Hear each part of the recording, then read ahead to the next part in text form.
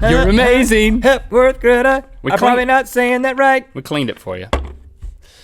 All right, welcome to Good Mythical More. I think a good amount of you joined the Good Mythical Morning Listen to a Book Club. I don't know exactly what we're calling it, audible.com/GMM. Like we said, it's not too late to join up. But yeah, I don't think you... let's discuss the book, the audiobook. Even if you didn't listen to it along with us, I highly recommend it. I really enjoyed it. And I'm sure Princess Rhett will be able to weigh in when he comes in.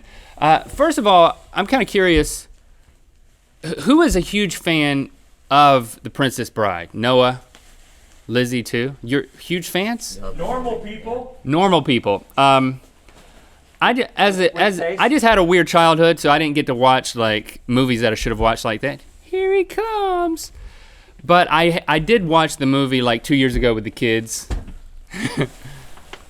It's gonna be a long day, sir. You should be thankful that I've got my Henley on underneath this. Otherwise, I'd be almost exposing myself. Why didn't you take the Henley off? I don't think she would be wearing a Henley.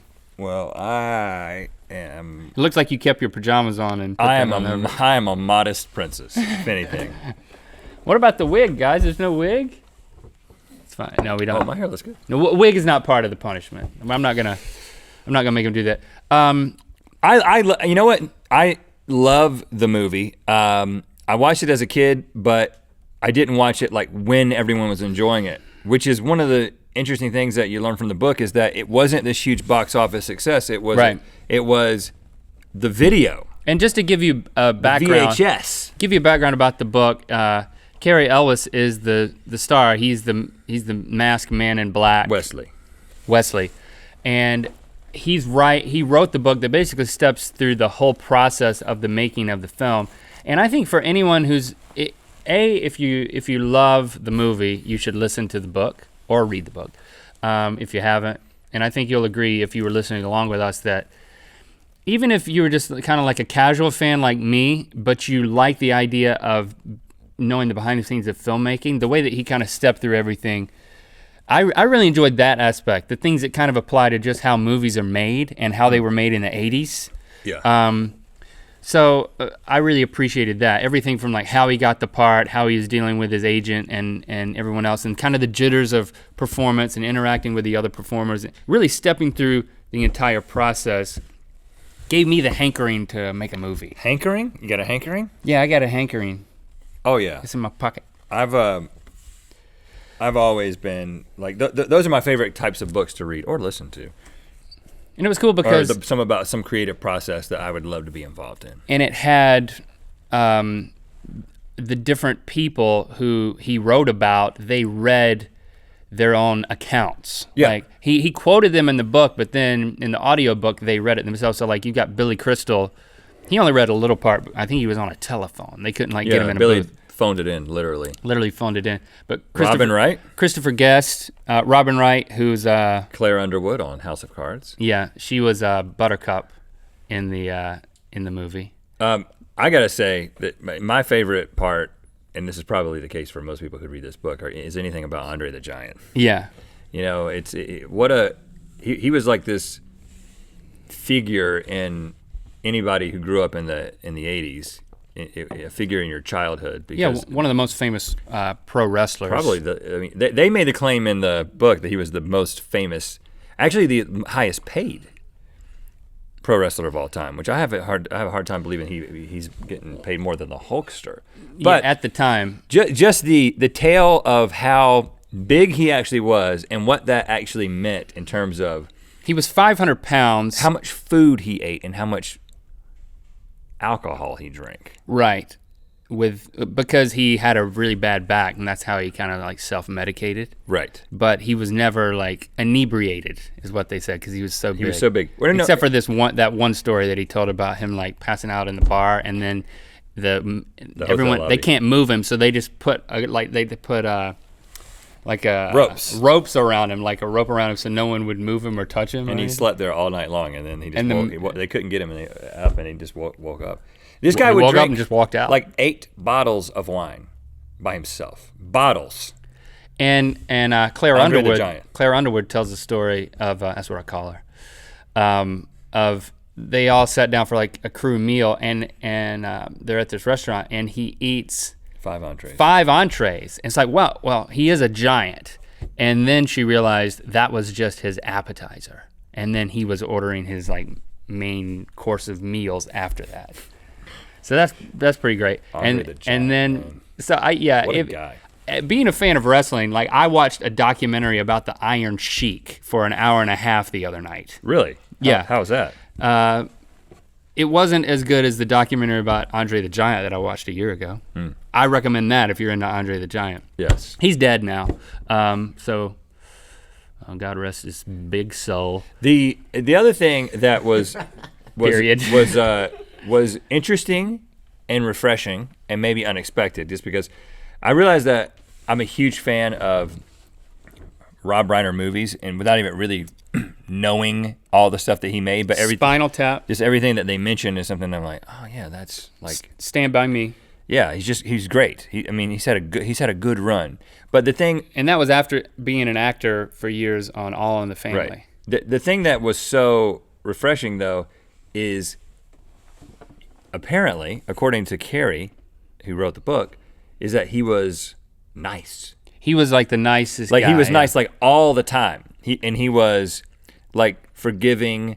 Things like How you doing, Carrie? He would do this impression one of the him the whole guys time. that plays one of the rats of unusual size, who was a little person, was this kind of rough guy from London, and he had a really rough night and ended up in jail. And he came to set.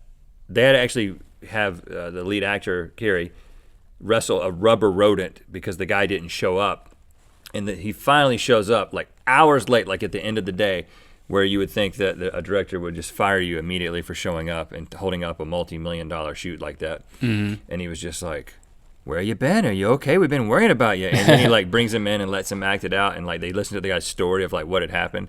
It's like every single example of, so in other words, you can be a successful Hollywood director and not be a complete jerk. That was one thing that I learned. Yeah, and the fact that like that kind of set the tone on the set, you know, and for everyone's experience was kind of dictated by who he was as a person, and I think that was an insight for me because as you know, I'm a total jerk on a set. You are. Um, The other thing that I learned, and I feel kind of stupid about this being a fan of the movie, not a super fan, just saw it once when I was a kid and then once again as an adult, never owned it, is that it was a book. It totally makes sense that it was a book, but I always thought it was just like this cool thing that a bunch of comedians came together and did in the 80s. And I think the reason that I didn't know it was a book is because it's not an old book. It's a book written in 1972 by William Goldman, who ended up being the screenwriter for the screenplay, who also wrote Butch Cassidy and the Sundance Kid, which I watched on the plane last week. really? Yeah. I thought you had watched that recently, and you said, well, it's kind of long. But it was a plane, I guess. That's the point. I watched it like 2 years ago. And then they're I put it in my queue after that conversation, and then every time I look at my queue, that movie makes me guilty because I still haven't watched it. Like I literally feel guilt for having not watched it. I was just like, I don't know why. Well, all this talk about how the script for The Princess Bride was so perfect and how the actors just trusted it, and there was no like, a lot of times you get into a situation and you have to make something funny, but they wouldn't make anything funny, and they didn't play it for comedy. They played it straight in so many different ways because it was so funny. I was like, I do remember Butch Cassidy and the Sundance Kid being funny, but I wouldn't have categorized it as a comedy. And then I went back and watched it, and I was like, yeah, I guess it was, and it was a little bit weird too at the same time, like in a way that you wouldn't expect a Western to be. So anyway. And I appreciated the fact that he kind of put in perspective the things that, like, when you watch the movie now, the things that don't hold up, like the rodents of unusual size, like it's just big, it's little people in rubber suits. Right. And it's like, well, they kind of knew how that was going to come across. It wasn't just like the audience is going to believe this, even though it was the 80s. It's like we tend to think of the 80s movies now as like, that was not only the best they could do, but they thought it was good enough. You know, I think, and maybe this is hindsight, but they were saying, well, you know, it's gonna, our hope is that this is charming. And not just cheesy. Yeah, and not just cheesy like we tried and failed, but more like, well, we embrace this. We embrace the fact that I'm running up the side of the cliffs of insanity at like a ridiculous speed. You got a lot of glitter on me. Thanks for that. That's part of your punishment. You were just horrible at deciphering. I mean, it just goes. I mean, the only one that I think it's insight into what you think about me. I That feel like, legitimately bad about is, and because I wasn't listening by that point because I had already lost, was the Shrek one. I would just let it wash right over me without listening to the details. Well, I crafted it, and then when I had to put in donkey, and I changed it to mule. So I knew if I like really so I said should get donkey, another point. If I said donkey, and then I said he was riding on a wouldn't have mule, gotten it. and then I said I I wouldn't have can't say gotten it. riding because he didn't ride on the mule. I said with a mule. I wouldn't have got it because I wasn't processing the Yeah. details. I was just like, all right, I'm gonna be wrong. But I just think there's no way to know. Honestly, some of those were so crazy that you're just like, what? Yeah. What do I have to go on? Right. If they're willing to have the a gleam in my stepmom eye. cut their stepson's head off and then feed it to the father, Yeah, well, kids gotta learn, mean- man. Kids gotta learn. yeah, kids gotta learn. That's the moral of the story. Kids gotta learn. Might get your head cut off. So again, the next book that we're doing, let me pull it back up. You can start listening along with us, and we'll discuss this one. Have a sense of brotherhood. It's the innovations one. I'm trying to figure out where we wrote it down. Here it is. How we got to now 6 innovations that made the modern world. Highly rated.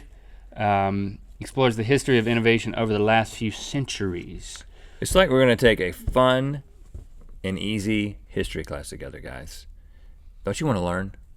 I know you want to learn. You want to be able to go to a party and you want to be like, oh, that's one of the 6 innovations that changed the modern world. Let me tell you a little bit about it, as I learned from Stephen Johnson. Audible.com/GMM, 30-day trial, free audio book. Oh, what do you have to lose? Nothing. I'd like to lose this dress, but I got to wear it the rest of the day. All right, yep. And we'll be posting pictures on the social media to rub it in.